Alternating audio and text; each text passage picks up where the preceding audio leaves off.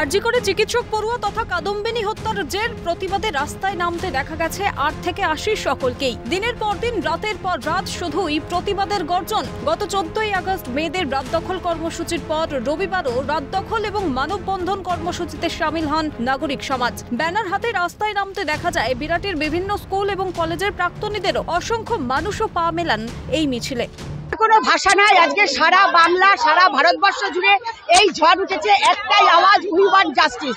যতক্ষণ পর্যন্ত আমরা অভয়া জাস্টিস না পাবো, সুবিচার না পাবো, ততক্ষণ পর্যন্ত আমাদের এই আন্দোলন থামবে না। যে বাংলার মুখ্যমন্ত্রী একজন মহিলা, সেই বাংলায় এমন ঘটনা। কোনো ভ্রুক্ষেপ নেই এই রাজ্যের স্বাস্থ্যমন্ত্রীর। কারণ আরজিকর কাণ্ডের গোটা ঘটনায় মুখ্যমন্ত্রীর পরিবারের লোক জড়িত বিস্ফোরক মন্তব্য করতে শোনা যায় মিছিলে অংশগ্রহণকারী এক প্রাক্তনীকে।